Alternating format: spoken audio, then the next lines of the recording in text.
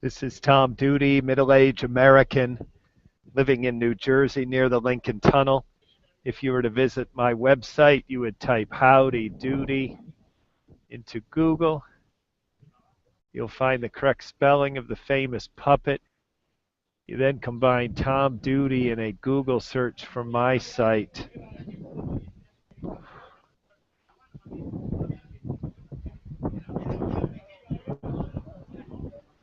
I'll read some text by Markus Feldenkirchen. Markus posted this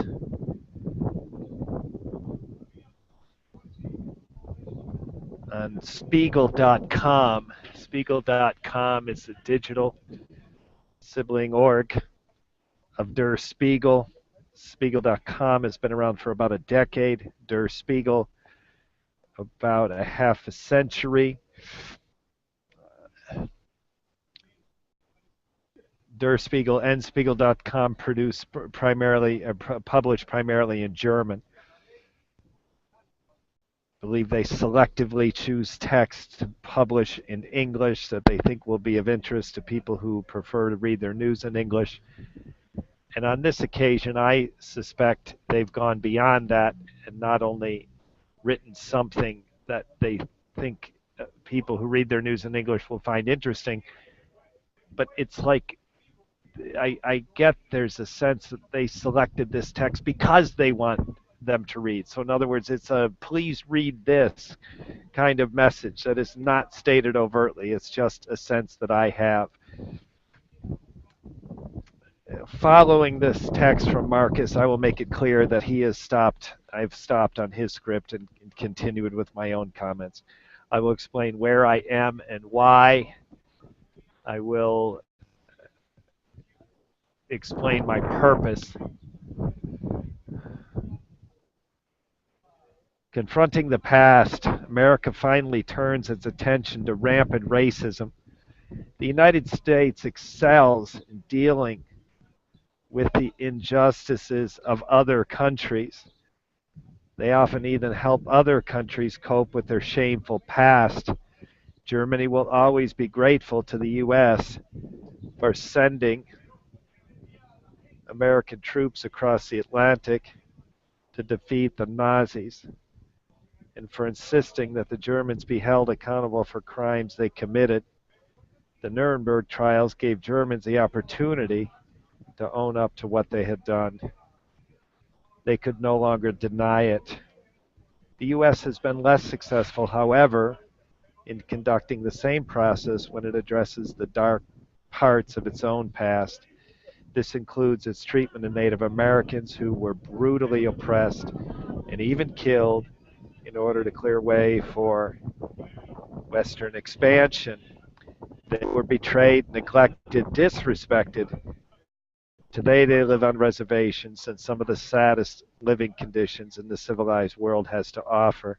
Americans seem even more forgetful when it comes to the history of blacks who were once snatched from their homes, forced into ship galleys, and kept like animals for centuries. Even after the end of the Civil War, the official abolition of slavery took another 100 years for the discriminatory racial laws for them to finally be officially lifted. To this day, the U.S. has never issued a formal apology nor made attempts at redress, let alone compensation. Instead, many patterns of institutional racism still exist. When a clean break from the past is not made, it may be difficult for people to part with their own ways of thinking. Indeed, not only do Americans continue to hold twisted notions of the superiority of whites, but these beliefs often go unchallenged. Imagine 150 years have passed since the American Civil War ended, and now only has a national debate begun over whether some symbols of the South are inappropriate. 9 black people had to die in Charleston, executed by a white Nazi, adorned with the Confederate flag and other symbols of alleged supremacy, white supremacy.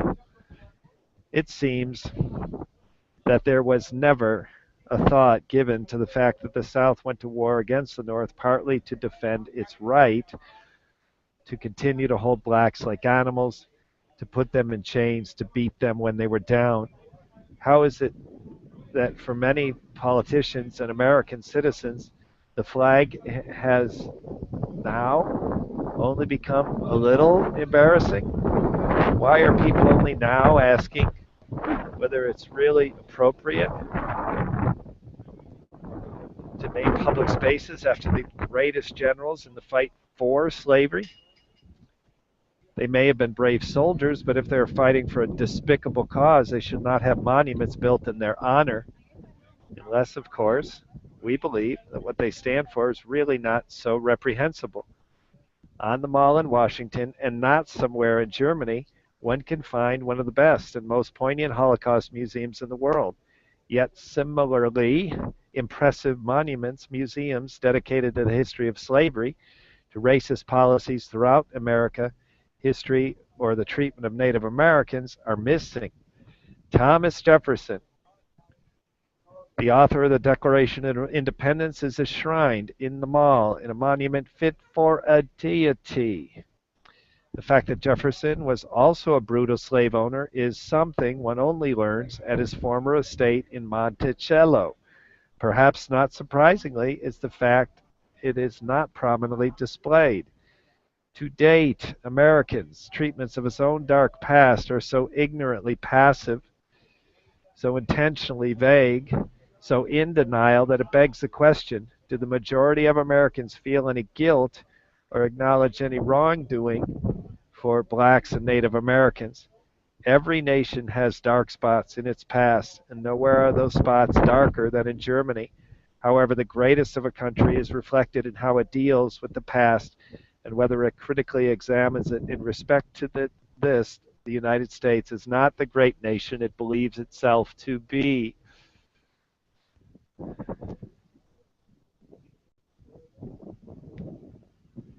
Fiend. Words of Markus Feldenkirchen. And words of Markus Feldenkirchen. Beginning, words of Tom Doody.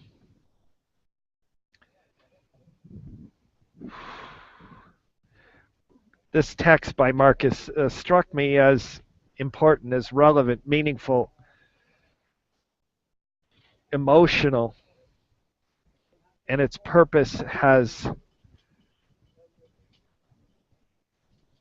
extended into something of greater importance for me and has kept my attention over time.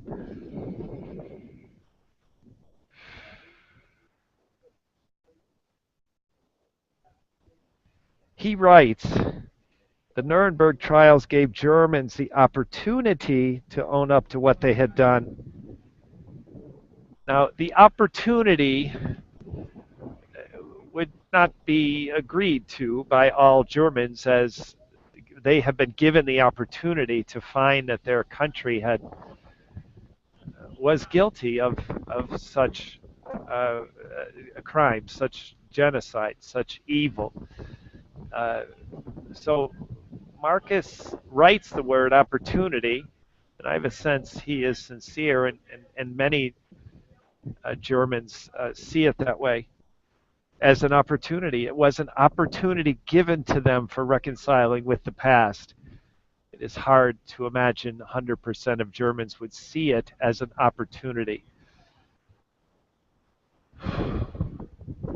In the news today, BBC, in a link attached to this vid, is text describing a candidate in Japan who is campaigning with a message that overtly denies some of the World War II war crimes of Japan, specifically comfort women. Comfort women is a systematic state-sponsored management of women as sex slaves for the comfort of the Japanese soldiers. It's a despicable crime. It was even worse that it was state-sponsored and overt.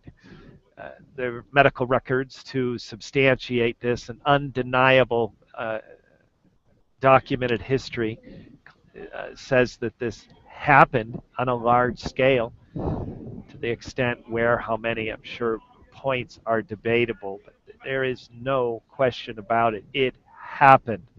I've seen some of these medical records myself, documented in the New York Times years ago. This candidate in Japan is campaigning on a platform to say this didn't happen. There is no evidence.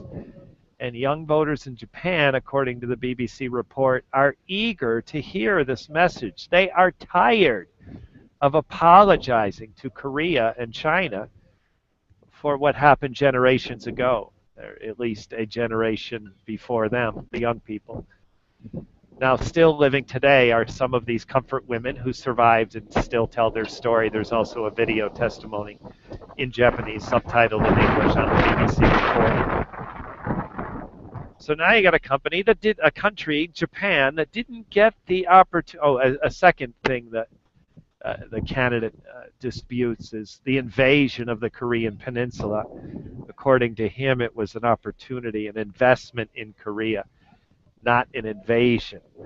So these are absurd claims. They are denying history, and they're not only being made passively, but they're being denied actively by this candidate. I've forgotten his name. It didn't seem important when I read it, and at this moment it sort of seems important. I wish I could say what his name was. I'll have to check after. So here, that opportunity that was given to Germany and acted on with the Nuremberg trials. There are still Holocaust deniers today. That opportunity they were given to find that these crimes were committed, that there was evil in power leading their country, is still denied by many. However, that opportunity in the same formal admission of guilt, based on this Japan candidate's words in the BBC report, it sounds as though the Nuremberg trials or equivalent in Japan never happened. It sounds like his ability to deny these claims is a little more defensible than it would be in Germany, because the Nuremberg trials actually had a trial. It's not just a collection of evidence that is circulated by the public and by historians. So there was a formal process to review evidence, establish guilt. Nuremberg trials, Germany, and I would say from what I read today that same or a comparable process did not happen in Japan. So in short, Markus says Germans had the opportunity to own up to what they had done. Well, that same opportunity, it appears, was not given to Japan. And Japan struggles with this in terrible ways. And that opportunity is here in the United States. The brutality of slavery is an opportunity for every American to reconcile with what happened was wrong. The century of Jim Crow laws, who were actively discriminatory against blacks in this country, the delay in allowing blacks to vote, and countless injustices of a century of Jim Crow, maybe a century and maybe 4 decades. So that opportunity is here in this country, and that's exactly what I'm doing. Doing what Markus claims Germany has done, and I think he has done personally, recognize Nuremberg trials as an opportunity. There is evidence in Japan that shows the comfort women happened. The invasion of the Korean Peninsula happened. It was not an investment. This opportunity is given to Japan, though it's as a nation, and specifically this candidate, they are blamed over and over again of walking away from this opportunity. So I claimed I would say what my purpose is. My purpose is, with the help of Markus, with the help of being an educated, university-educated American, I have the opportunity to read and educate myself on subjects of contention, subjects of public debate, subjects of justice that are not reconciled in this country. I have this opportunity, and it's exactly what I am doing, standing here at Jose Marti Park, reading the words of Marcus and claiming I am taking the opportunity given to me to reconcile with some dark spots in my country's history. What I want most deeply, most sincerely, is for these dark spots of my country's history to become smaller and less dark.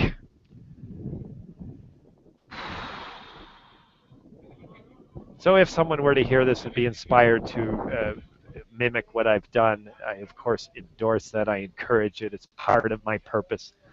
If I want someone to do something, and I might do it once and then wring my hands and wondering why no one's copying. Well, that would be foolish, an expectation that would be foolish for me to see that I've done it, someone else might do it as well.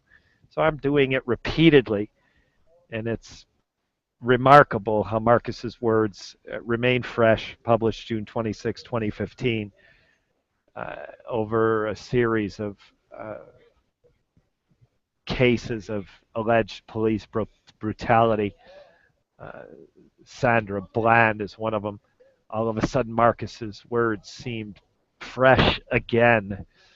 Now here, this tenuous tie to what's happening in Japan, his words seem fresh again. Now this exercise I will repeat even if I don't have news to correspond with it, because it is still an active emotional objective in my life. So I am at 42nd and Bergen Line in a park called Jose Marti Park. Jose Marti is the one, I can't, I've got too much sun, I don't know if that shows. Jose, if there was one person credited with the revolution of Cuba against Spain to gain liberation from Spain, Jose Marti would be the enshrined number one. He's the Jimi Hendrix of Cuban revolutions. Now, it is also my opinion that emotionally Cubans that hate Fidel Castro, Che Guevara, and their amigos, people that hate Castro administration and the state government of Cuba, enshrine Jose Marti on an even higher pedestal. They can't handle the idea of seeing Fidel Castro as a Cuban revolutionary. Making him second to Jose Marti is a way of reconciling with that. So this park in itself is a testament to how people emotionally can engage in history. Now, I don't think Jose Marti Park is evidence of history being rewritten and anything being denied. It's just like believing Jimi Hendrix remains number one rock and roll guitarist. It's harmless. Who cares if Kurt Cobain was truly better? Maybe B.B. King. Jimi Hendrix holds the one spot, always will. Babe Ruth was number one but got knocked off. So these enshrined places as number one are relatively harmless when they're arguably earned and not a complete fabrication. Jose Marti is worthy of having this park named after him. It's not a traditional park. You do not see, I have never seen women and children here. Right now I'm looking and I see, 20 men having conversations. Work ends and you see people arrive and they play dominoes and some other Cuban, Caribbean, South American, Central American games. I saw a man that I know here today, so a short conversation with, who's from Peru. There's, of course, Cubans here and a variety of other Spanish-speaking Americans and immigrants here. That's where I am. That's my purpose. New Jersey near the Lincoln Tunnel. This has been Tom Doody, middle-aged American living in New Jersey near the Lincoln Tunnel. If you were to visit my website, you would type Howdy Doody into Google. You'll find the correct spelling of the famous puppet. You then combine Tom Doody and a Google search for my site. Thank you for listening. Have a good day, good evening, a restful night's sleep. Ciao.